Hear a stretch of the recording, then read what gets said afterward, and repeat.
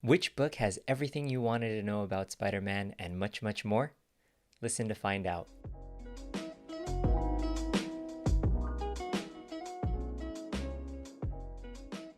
Hey there, comic fam. Welcome back to Climbing Comics. I'm Alan, and in today's sesh, we'll be going over a pretty cool book that was recently recommended to me by my buddy Steve, aka Master Blaster. The book he recommended was Web of Spider-Man, Giant Size Annual Number 3, written by Danny Fingeroth and artist Alex Saviuk. There's a slew of other writers and artists, but we'll go over that when we break down the book. So I believe he probably saw one of my early comic book breakdowns where I broke down ASM Annual Number 1, where it was the first appearance of the Sinister Six, and he recommended this book to me, and I had no idea what it contained. I couldn't find it on Marvel Unlimited or online in like Comixology and whatnot, so I ended up buying the book and paging through it and reading it recently, and it is one of my most favorite purchases of the last couple months. One of the main reasons is that this book, for some background, came out in October of 1987. If you can imagine, at this time, this was pre where computers and internet were very popular. So if you were just getting into comics and just getting into Spider-Man, unless you read the previous issues, you wouldn't really know too much about himself, his powers, and everything about him. But this book essentially goes over everything you need to know about Spider-Man, from his powers, who he is, where he works, all of the main people around him, Mary Jane, Aunt May. But one of the cool things is it also goes over things you didn't necessarily know unless you read specific books. They went over the layout of his apartment, the layout of the Daily Bugle, his university, so on and so forth. They even go over his main villains, the Kingpin, Green Goblin. One of the cool things about this book is that it went over forgotten villains. Have you ever heard of Basilisk, Big Wheel, Drom the Backwards Man, the Menfish, Rocket Racer? If not, I'm just gonna go over this book with you guys so you could enjoy what I've enjoyed. So without further ado, let's jump right in. The cover is really striking with the black suit in the middle and all the faces in the background. It reminds me of ASM 100, where the background is the black and white faces and Spider-Man is in the middle. The first page, you see the table of contents. There's a huge amount of characters in the life of Spider-Man, and almost the same amount, or actually more, in the credits of the artists and the creators. The first page goes over Spider-Man. It's Spider-Man on a page. It essentially describes a lot of what happened in AF-15, how he became to be Spider-Man, how he lost his Uncle Ben, spoiler alert, and how he vowed to protect those who could not protect themselves around them. Peter Parker, the mild-mannered photographer who works for the Daily Bugle. Even without his powers, he would be a cool guy.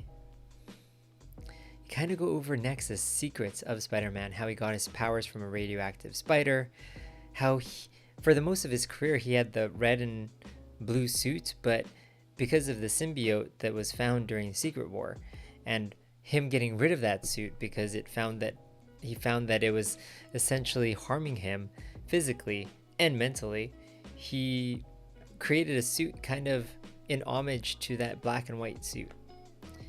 They go over how he could essentially lift 10 tons on a good day, and even though the Thing, Thor, and the Hulk were stronger than him, he could give them a run for their money. How he could leap across buildings, and what's very, very special to Spider-Man is sticking on those walls. His balance is impeccable. His reactions are nuts. That's why they call him amazing and spectacular. And of course, his Spidey sense, one of his special powers. Peter Parker isn't only just known for his abilities, but he's also known for his intelligence. He created his web shooter. You find out you have to tap it twice to shoot things out. There's many different forms in which the webbing can come out, as a goo, as a single line string that he could swing from, as well as netting. They also go over what's on his belt. It's pretty cool. Like, he used this flashlight to scare some of his villains. He also has a little camera there so he could take pictures for J. Jonah Jameson in the Daily Bugle. His whole suit was skin tight. He could fit his shoes and his gloves in his pocket. He could wear it under his normal day clothes. And you see that he has a double-sided mirror for his mask eyes. MJ. Okay, MJ is now his wife. This has happened in ASM Annual number 21. He at first tried to avoid her because his Aunt May was trying to set them up, but afterwards he fell totally head over heels over her. Next, they go over Peter and MJ's apartment. They say how MJ helped Peter, before they were married, redecorate his apartment. So now you kind of understand why it's decorated so nicely. There's a skylight leading to the outside of the bathroom where Peter could go in and out. Next is the Daily Bugle. You find out that this building was purchased by J. Jonah Jameson. The Daily Bugle actually only occupies 3 floors of the office and 2 sub-basement levels, but the rest are rented out. Next is Empire State University, where Peter Parker kind of went to school. He had to drop out for a little bit because of the busyness of his life being Spider-Man and working full-time at the Daily Bugle. But he was there for his studies in biophysics. Next is Brady Brandt leads, one of Spider-Man's early love interests. They went out while he was in high school. She looks kind of sad here because of the death of her husband, Ned Leeds. You find out that Ned Leeds is actually the Hobgoblin. That put a strain on their relationship and they broke their marriage. Nonetheless, they remained friends, but she was very sad when he died a violent death in Europe. Next is the Gwen Stacy family. Gwen died by the Green Goblin's hands. Her father, he was a detective. He knew who Peter Parker was, never told anyone about him until he was essentially on his last breath when he was protecting a bystander when Dr. Octopus was creating a ruckus in the city. The Jameson family. Of course, J. Jonah Jameson does not like Spider-Man. He even thought Spider-Man sabotaged the spaceship that John was in just to show that he could save him. Next up is the Robertson family. Joe Robertson is the editor-in-chief of Daily Bugle, really good friends with J. Jonah Jameson, as well as Peter Parker / and Spider-Man. But Peter kind of assumes that Robertson might know, but he's not going to let it out. His wife is Martha, and his son is Randy, and daughter-in-law Amanda. Next is May and Ben Parker. Obviously, we all know the tragic story behind Uncle Ben's murder. This emphasizes the fact that Peter Parker and Aunt May are really, really good friends. They're very tight-knit. They've gone through basically everything together. Next one is a very interesting panel, Aunt May's Borders. So these are all folks from the former New York nursing home. They all figured out that they're good friends and they could take care of themselves as long as they do it together. You see Victor and Rose Palmero, the bickering couple, the 2 sisters, Sophie and Martha, Arthur Chekhov, poet, gourmet, and bon vivant, as well as, I did not realize this, Nathan Lubinsky, Aunt May's fiance. But it seems like there's problems, so apparently maybe it might not work out. Next we have Harry, Liz, and Norman Osborn. Not the Norman Osborn that we know of, but the kid Norman Osborn. So here it talks about Harry and him becoming the Green Goblin when he kind of was under mental distress from his finding out his father was also the Green Goblin. You see Liz Osborn here, formerly Liz Allen, is another old friend. She's the half-sister of Molten Man, so this family is full of their ups and downs, mostly downs. Flash Thompson, former bully of Peter Parker, is now one of his good friends. The distaff side. So here's a bunch of different people in Peter Parker's life, different women in his life: Silver Sable, Hero for Hire, Spider-Woman, the real inspiration of the black suit, Catherine Cushing, Glory Grant, Joy Mercado, Shashan. So all of these are different people who were related to Peter in some way or were related to people that he knew. For example, Flash Thompson's girlfriend. Now we jump into some of the villains. Hobgoblin. So, the Hobgoblin is essentially a mantle here. We find out that the legacy of Norman Osborne refuses to die. So this guy named Ned Leeds took on the costume, adapted the weaponry, and then just caused terror throughout the city, almost defeating Spider-Man. After Ned met his grisly doom, another freelance terrorist named Jack O'Lantern took over the Hobgoblin identity, and now is doing the same thing, terrorizing everyone. Next up, Kingpin of crime. He doesn't have any superpowers, but he is on the top of the totem pole of all Spider-Man's villains. Now you have the Rose, Richard Fisk, son of Wilson Fisk, the Kingpin. He tried to loosen the Kingpin's criminal chokehold on New York by becoming a crime boss himself, but his role-playing worked too well, so he immersed himself way too much into Underworld, and it ended up in murder. This shook his very foundations, and not sure what he's gonna do next. Another weird one, Basilisk, first appeared in Marvel Team Up number 16. This guy is a 2-bit heistman who stole this gem that ended up giving him powers that could transmute elements. Next one is another weird one, the Big Wheel, first appearing in Amazing Spider-Man 183. He got some help from the Tinkerer. He was being blackmailed by Rocket Racer, and he hired the Tinkerer to help him build this Wheel of Doom, but fortunately Spidey stopped him before he could do anything bad. Next thing is Black Cat, Felicia Hardy. She wanted to follow in her father's footsteps by being a burglar, and she appeared in Amazing Spider-Man 194. That's a big book right now. Following up in the Black Cat, so this lady tricked all of her enemies by making them think they got bad luck when she was nearby. After falling in love with Spider-Man, eventually she crossed paths with the Kingpin, who gave her actual bad luck powers, thereby putting her in debt. It tainted her relationship with the web-slinger, and they ended up breaking up soon after. The Cyclone, appearing in Amazing Spider-Man 143, former NATO engineer. His Cyclone invention was rejected by his superiors and saying it was an impractical war weapon. He ended up using this for extortion and kidnapping. Luckily, he was able to be stopped by Spider-Man, but he was a pretty formidable foe.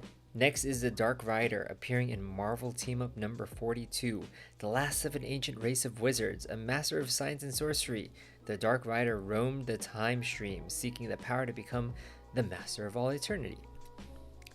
This one really confused me. Drum the Backwards Man, first, last, and only appearance in Marvel Team Up number 31. Through some strange anomaly of time and space, Drum's infant form was exchanged through time with his age body just minutes after birth. The results is that Drum actually lived his life in reverse. This condition forced him to steal energy from living beings to survive. Little bit of Benjamin Button here. The Grizzly, appearing in Amazing Spider-Man 139. Max Marum was a professional wrestler, but J. Jonah Jameson of the Daily Bugle kind of ran this anti-violence campaign, ending his career. The Jackal offered him this power-boosting exoskeleton, and as revenge, he took it and tried to bring it up with J. Jonah, but he was stopped by Spider-Man. The Human Fly, this one is a weird one. First appeared in Amazing Spider-Man Annual number 10. This guy's just crazy. Kidnapper, murderer, totally devoid of all morals. He stumbled upon Dr. Harlan, and he forced him to give him these superhuman type powers that would fight a spider. So I guess he wanted to be a fly? This one's pretty interesting. Next guy is Jeremiah. First appeared in Marvel Team Up number 33. He was actually a mutant, a protopath, who could leech mental energies from his followers, subverting their beliefs for his own personal gain. Next up is Jigsaw, first appearing in Amazing Spider-Man 162. He was just another 2-bit punk before the Punisher knocked him headfirst through a plate glass window. When the prison doctors put him back together as best as they could, he was kind of a jigsaw, but that did not make him any less of a punk. Next up is Mankiller, first appearing in Marvel Team Up number 8. Katrina Luisa Van Horn, Olympic skier, potential champion.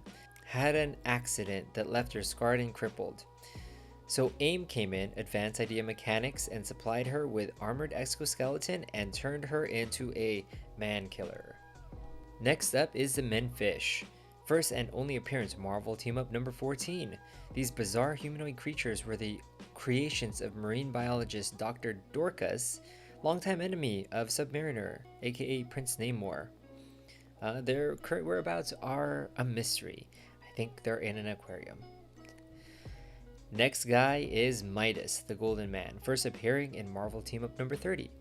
Malcolm Merrywell was the Golden Man, a deranged bigot involved in drug trafficking until the Spider-Man and Falcon brought his operation to a sudden halt.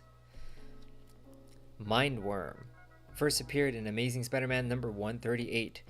William Turner was born. Doctors called him a freak, but as he grew older it became more and more evident he was a mutant, a psychic parasite with the ability to leech strength from other minds of people in his proximity. But that was before he crossed paths with Spider-Man. Mirage, another forgotten foe, appearing in Amazing Spider-Man number 156. Master of 3D holography, Mirage and his mob made the mistake of pulling their first stick up at the Marriage Endorium, where Peter Parker was in attendance, at the wedding of Ned Leeds and Betty Brandt. And while Mirage led Spidey to a merry chase with his 3D images, the wall crawler still put him away in a matter of minutes. Monstroid, appearing in Marvel Team Up number 5. Codenamed Balax, he was a robotic war scout of an unknown civilization from beyond the stars. But his scout ship crashed on Earth and he became a destructive pawn of the nefarious puppet master. Moondark, first appeared in Marvel Team Up number 12. Moondark was just a third-rate mystic with talent of entrancement, but the dark beings he worshipped boosted his abilities to the point where he could entrance a whole neighborhood until he was stopped by Spider-Man and Jack Russell, the werewolf, not the dog. Moondog, first and only appearance, Marvel Team Up number 24. Wally Beving was an ordinary, unassuming New Orleans accountant. Nolans, sorry. Then his body was possessed by Loa, the living spirit known as Moondog, and overnight he became the high priest of a weird cult until finally found salvation in the form of Brother Voodoo. Another forgotten foe, Rocket Racer, appearing in Amazing Spider-Man 172. I remember this book. The fast-moving racer and his micro-circuited rocket-powered skateboard actually gave Spider-Man a run for his money when it came to navigating the sides of New York skyscrapers. But Spidey's still around and Rocket Racer is not, so you know where that went. The White Dragon, first appearing in ASM number 184. Leader of the notorious dragon gangs of Manhattan's Chinatown, this fire-breathing white dragon was behind a reign of terror that threatened to overwhelm local merchants until Spider-Man put out his flame. Will-O the Wise, first appearing in Amazing Spider-Man 167. The victim of an accident which destroyed the natural magnetic adhesion of his body molecules, the Wraith-like Wisp was another one of Jonah Harrow's quote-unquote recreated men, and he nearly caused the death of Spider-Man before the web-slinger appealed to his humanity. Next is Stegron, the Dinosaur Man, first appearing in Marvel Team Up number 19. Dr. Vincent Stegron was obsessed with the concept of cell regeneration. In fact, he became obsessed that after working with Dr. Kurt Connors, aka the Lizard, he attempted to recreate Connors' early reptilian experiments with an extract of saurian cells acquired from Savage Land. This resultant serum transformed Stegron into a humanoid dinosaur, hell-bent to take over the world. Next up is the Wraith, first appearing in Marvel Team Up number 48. Brian DeWolf was a good cop who was gunned down in the line of duty. The world thought him dead, but somehow he clung to life. When his father tried to revive Brian with an electromagnetic revitalizer, father and son became psychically linked, and Brian lived again as a thrall-like being with eerie mental powers, the Wraith. And there we have it, guys. That was the last of the gallery of Spider-Man's forgotten foes. You see a really cool picture at the end. This is probably a photo from Peter Parker of himself in the black suit. And I really like the back cover. You kind of have that real psychedelic type checkered art with Spider-Man and Spidey sense going. And apparently, we shouldn't miss the Spectacular Spider-Man Annual number 7 on sale next month. Thank you, Master Blaster, for introducing me to this book. Now you all have a little bit more of an idea on if you want to bring this book into your collection. I especially love this because it reminded me so much of ASM Annual number 1, where it goes over the rogues gallery of all of the villains that Spider-Man has. And I really love those tidbits about all parts and all aspects of his life. So do you guys have any not so known books that you would recommend to the comic book community that everyone should kind of take a look at? Please write that in the comment section below. I'd really love to pick up a couple more books that are a little bit more special in terms of giving me some more information about characters that we all know and love. So if you like this video, please give me that thumbs up, subscribe, and click that bell icon so you're notified of when I come out with new content. From my comic journey to yours, make it your own. Thanks all. Bye.